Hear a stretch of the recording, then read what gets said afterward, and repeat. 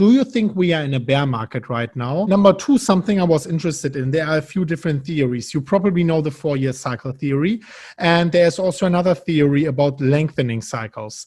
And even though you are, of course, a long-term investor, price will be, to a certain degree, in the short and midterm, also interesting to you. So I really would like to know, do you think we are in a bear market right now? Do you actually think this is just the beginning of a much bigger run towards the upside in the mid-run, let's say? And what do you think about the 4-year cycle theory and the lengthening cycles? Well, I think we're in a consolidating plateau. And I think it's a pretty good plateau, because there are all these conventional mainstream investors, and they've been watching Bitcoin. And when Bitcoin was going up too fast, when it was running parabolic, they're afraid to buy in.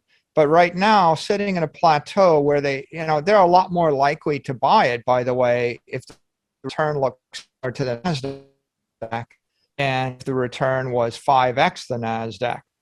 We got some really great news this week. Miller came out and he announced that half of his personal net worth, half of his personal portfolio is invested in Bitcoin. And he said the other half is like an Amazon. He's held Amazon for 25 years or whatever. And, Amazon is famously volatile. It went through lots and lots of 80% downs and a 90% drawdown. And he's just been sitting forever. He's like a classic hodler. And Amazon's big tech. In essence, what he said was, I own digital gold and I own a big tech retailer, and that's half and half.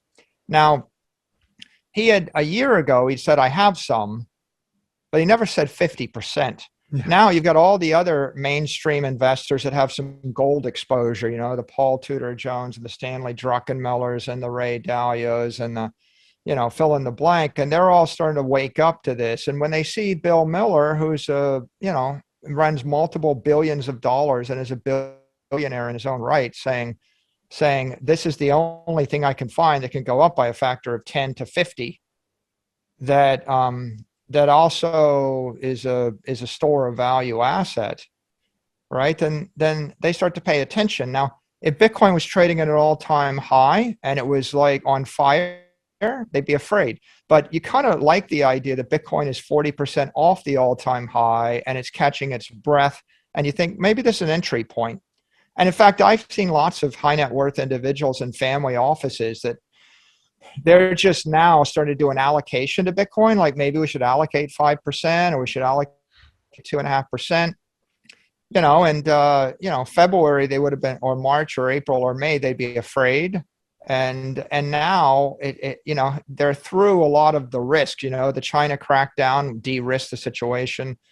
The consolidations de-risked the situation.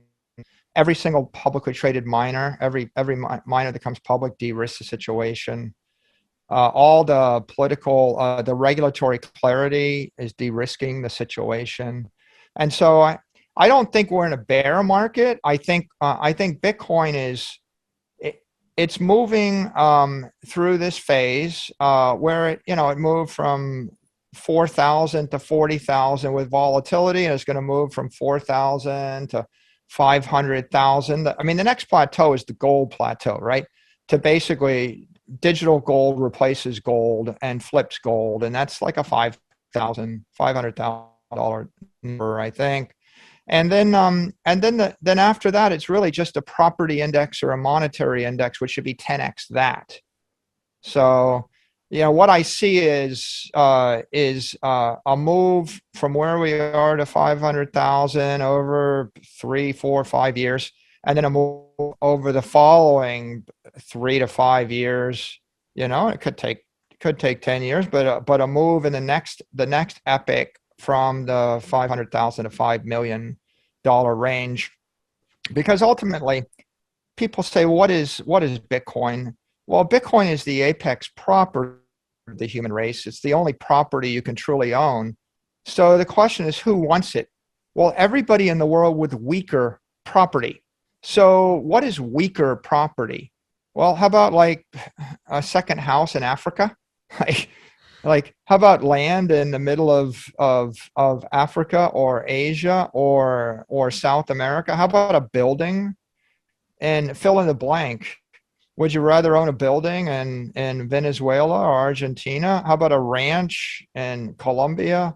Like, everywhere in the world where you have excess money and you want to invest in property, the problem with investing in a currency derivative is the currencies are collapsing, right? And they're collapsing at 10, 15% a year in the Western world, but they're collapsing at 40%, 50, 60% a year in the developing world.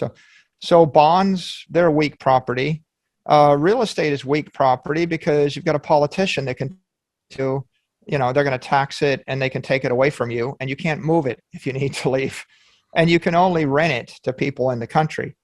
So, and then equities are weak property because the CEO controls that equity. It's a security. And if you own securities, the bank controls it. Like, let's say you own a security, you live in Zimbabwe. Well, the government of Zimbabwe can take it away from you. Try buying it at JP Morgan. They can take it away from you. The CEO can print more equity and they can take it away from you. A random government, in Australia can put a fine on Google and they can take it away from you. A union can unionize, right? So if you're holding securities, you've got lots of risk. If you're holding real estate, you've got lots of risk. If you're holding gold, well, the bankers can print more gold paper and the gold miners can mine more gold and try to move through an airport with $10 million of gold, or try to move through an airport with $10,000 of gold. Try to move through an airport with $1,000 of gold. I tried to move through an airport with a pen knife that Amazon sold me, and it was labeled as TSA friendly. I couldn't get a knife that's like a quarter-inch or half-inch blade through a metal detector in an airport. So your property is all weak, all of it. And so how much is weak? Hundreds of trillions of dollars of weak property. So ultimately, I think that there are 8 billion people on the planet, or there shortly will be 8 billion people on the planet, and they're all going to want some amount of digital property instead of like that second Airbnb or that investment property or that equity. I even did a little survey on Twitter where Cash App let you decide whether or not you wanted to give someone the gift of a stock or the gift of Bitcoin or the gift of cash for Christmas. And I actually put in a survey. I said, what do you want to give away? Cash, stock, equity, or Bitcoin. It's like, 93% Bitcoin, 7% stock. Like that is to say, everybody intuitively understands that equity or securities are risky and that Bitcoin is property. And so it's like a 10 to 1 or 20 preference if they need to own something.